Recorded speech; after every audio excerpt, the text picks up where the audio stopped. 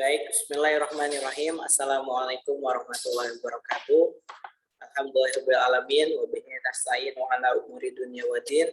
Wassalatu wassalamu ala asrafil anbiya'i wal mursalin wa ala alihi wa sahbihi ajmain. Rabbi sahli sadri wa yassirli amri wa hlul 'uqdatam min lisani yafqahu qawli. Anak-anakku yang Bapak cintai karena Allah, alhamdulillah pada kesempatan hari ini kita ketemu di pelajaran prakarya ya. Ini adalah hari terakhir untuk insya Allah PJJ untuk yang maksudnya PJJ secara full. Insya Allah pekan depan semoga Allah memudahkan kita akan bertemu via tatap muka langsung ya. Nah, anak-anak sekalian, di pelajaran prakarya semester kedua ini di kelas 7 itu ada 2 modul ya. Yang pertama mengenal kayu dalam fungsinya. Itu modul keempat kalau Ananda buka bukunya. Kemudian karyaku membuat kotak pensil modul 5 ya. Jadi ada 2 modul ini yang akan kita praktikan atau kita laksanakan ya. Nah, kita langsung saja ke modul yang keempat, yaitu mengenal kayu dan fungsinya. Nah, di subbab yang pertama, kita akan mengenal kayu. Ya. Mungkin sudah tidak asing lagi kan dengan istilah kayu. Ya. Kayu adalah hasil dari makhluk hidup, pohon, ya, yang kita bisa manfaatkan bahannya itu ya, jadi dia memang selulose gitu kan yang berasal dari alam gitu kan. Nah, kayu ini dari zaman dahulu sudah dipakai, bahkan sebelum ditemukannya teknologi beton, tembok, itu masyarakat membangun rumah itu menggunakan kayu dulu gitu kan, karena kayu memang sudah dari dulu sudah tersedia melimpah di alam gitu kan.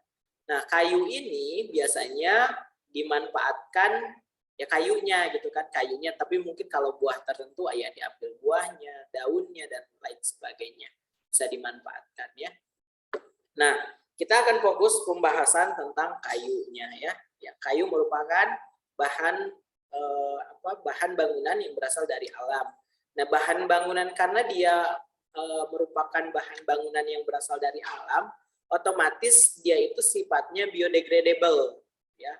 Artinya bisa terdegradasi oleh organisme bio ya, makhluk hidup yang lain kan. Kayu bisa lapuk karena rayap, kayu bisa lapuk karena hujan, kayu bisa lapuk karena usia dan lain sebagainya.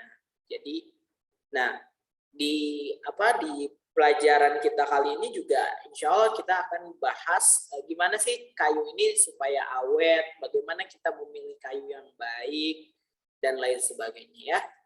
Nah, kemudian juga pengolahan kayu di sini mulai dari gelondongan menjadi bahan kayu berupa balok. Jadi kan kayu tuh satu pohon gitu yang udah besar, udah cukup umurnya, dia ditebang ya, tentunya tidak tebang sembarangan. Misalkan pohon-pohon yang ada di hutan itu tidak lantas langsung ditebang, tapi biasanya pohon-pohon yang diambil itu adalah pohon dari hutan rakyat atau hutan produksi. Artinya hutan-hutan yang memang diperuntukkan untuk diambil kayunya. Nah, tapi kalau mengambil dari pohon yang ada di hutan lindung, contohnya yang ada satwa sama flora fauna di situ, nah itu akan melanggar hukum, akan dipenjara orang yang melakukan tindakan tersebut atau dikenal sebagai pembalakan hutan ya.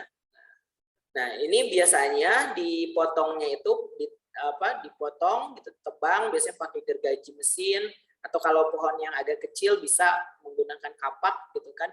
Nah, setelah itu dipotong tuh ada alat gergaji khusus gitu, mesin khusus, sehingga nanti akan berbentuk balok gitu kan. Balok itu yang biasa gelondongan-gelondongan yang besar gitu kan. Nah, tapi nanti balok bisa dipotong lagi jadi papan gitu kan. Papan yang seperti kalau papan tulis yang kita lihat itu sebenarnya triplek, dia itu hasil dari kayak sisa-sisa kayu gitu kan, yang apa istilahnya itu, serbuk-serbuk kayu gitu kan. Nah, serbuk-serbuk kayu seperti itu, sisa-sisa kayu, kemudian dia dipakai alat di press gitu Pak, di hot press, alatnya ditekan dengan panas tertentu sehingga bisa terus juga dicampur resin atau matriks tertentu, alat perekat agar kayunya itu jadi kesatuan. Makanya kayak kayu-kayu yang furnitur zaman sekarang itu sebetulnya kayak kertas gitu kan, kalau udah mulai rusak gitu kan kelihatan kan, bukan kayu asli.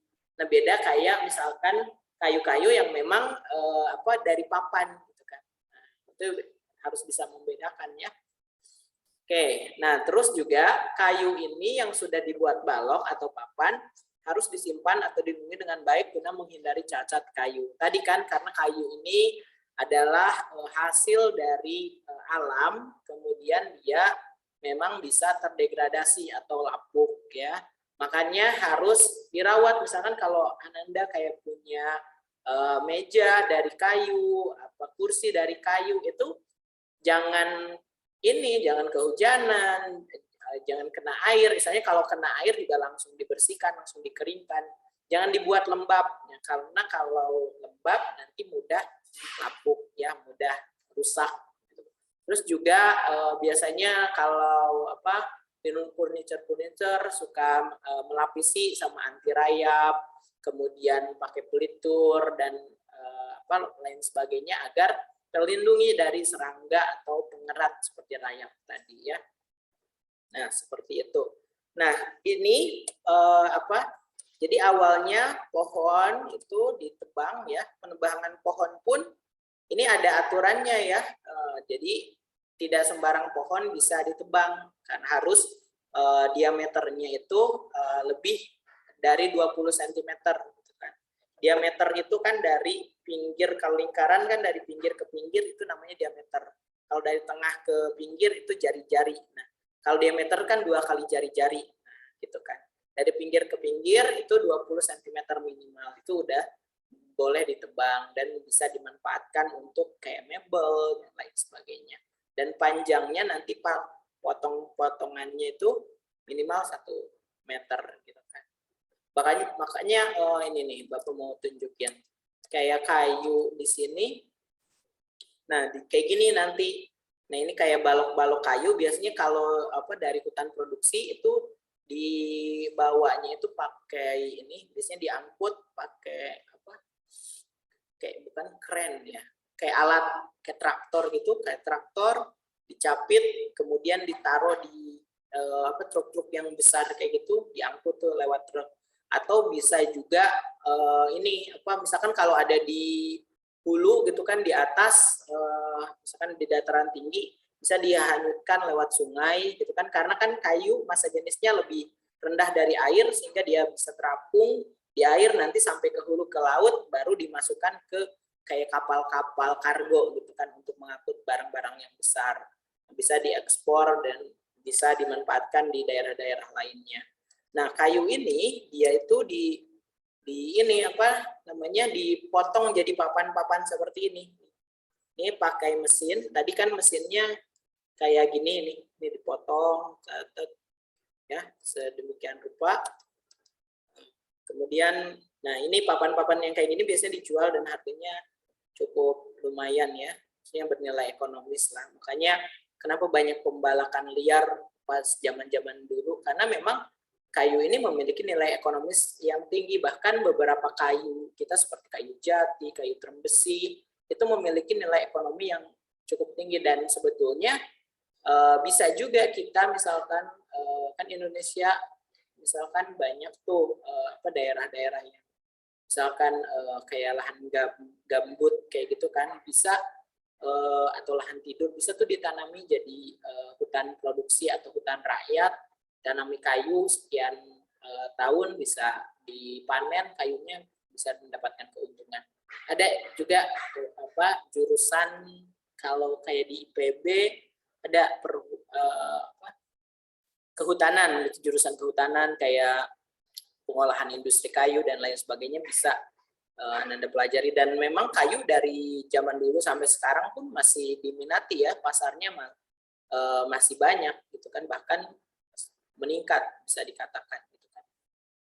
Nah, terus juga di sini, nah yang perlu Ananda ketahui bahwa kayu itu dibedakan kalau dari bagian-bagiannya. Ada hati nih bagian tengah yang biasanya di sini diisi sama kapiler atau pembuluh, baik itu silem maupun floem. Ya, biasanya kan kalau di biologi itu untuk mengangkut ini ya, zat-zat hara sama air dari tanah ke atas gitu kan. Nah, terus juga di sini ada kayu teras atau kayu galih. Nah, biasanya ini kayu utama yang diambil, terus ada kayu kubal, kayu samping. Ini biasanya apa ya, ini enggak terlalu banyak gitu kayu yang bisa diambil. Terus ada kambium. Kambium itu getah pohon gitu kan. Nah, yang nanti jadi bakal untuk menebal gitu. Si pohon ini jadi semakin besar gitu. Karena adanya kambium kan dari kecil terus besar dan besar jadi pohon yang sangat besar itu karena faktor kambium di sini kan untuk penebalan pohon. Terus juga ada kulit dalam sama kulit luar seperti yang kita bisa lihat. Kemudian kalau dilihat dari atas, kayak kayu itu ada lapisan-lapisan. Nah, sebetulnya lapisan ini tuh bisa menentukan umur kayu gitu. Ada ilmunya itu. Misalkan ada berapa lapis, ya ini kayunya umur berapa dengan jenis tertentu gitu kan. Ada itu ilmunya, bisa belajar ya kayak di silvikultur, terus juga di terutama jurusan kehutanan pasti belajar tentang menghitung umur kayu ya, umur kayu. Nah, itu juga sebetulnya kayak menghitung umur kayu juga penting kan, kayak kayu yang sudah tua gitu kan, kayu yang sudah, misalkan di jalan kan ada kayu tuh bisa dilihat tuh dari umur-umurnya, oh kayaknya harus udah ditebang, karena kalau nggak ditebang kan dia rapuh, tertiup angin atau ada badai, dia bisa menimpa orang, bisa roboh kan, banyak kan kejadian karena pohon tumbang, banyak orang yang meninggal. Nah, dengan ilmu pengetahuan terkait usia kayu, nah meminimalisir juga hal-hal tersebut. Nah, juga untuk keperluan hal lain. Nah, bahkan presiden kita Joko Widodo itu adalah lulusan kehutanan ya, dan dia juga belajar tuh tentang kayu gitu. Sebenarnya menjanjikan juga ya lulusan kehutanan, apalagi kan Indonesia adalah paru-paru dunia. Indonesia banyak sekali kayu di Indonesia. Kita bisa kembangkan kayu-kayu ini, kembangkan hutan-hutan produksi, tapi juga Bapak berpesan jangan sampai nanti kita produksi melalaikan fungsi dari hutan-hutan lindung yang ada di Indonesia ya, harus dijaga juga. Harus seimbang lah antara alam sama manusia. Manusia bisa memanfaatkan alam, alam pun ya dijaga oleh manusia. Yaitu ya kan sebaik-baiknya manusia kan pemimpin ya di muka bumi. Nah, gitu. Nah, ya itu saja Ananda sekalian terkait pengenalan kayu, mungkin singkat saja karena cuma 1 jam. Nah, di sini di modul keempat, di halaman ke-6 di situ ada lembar kerja ya. Silahkan Ananda bisa coba latihan mandiri saja untuk diisi itunya soal-soalnya dari pengetahuan yang tadi kita pelajari, dan bisa juga dibaca kembali bukunya halaman 3 sampai halaman 6. Insyaallah minggu depan kita akan ketemu lagi membahas jenis-jenis kayu. Nah, kalau tadi Bapak sudah bilang ada kayu jati, kayu terbesi. Nah, ada kayu apa lagi sih dan bentuknya kayak gimana dan fungsinya untuk apa? Nah, kita tunggu ya minggu depannya, kita nggak bocorin hari ini ya. Ya, itu saja mungkin dari Bapak.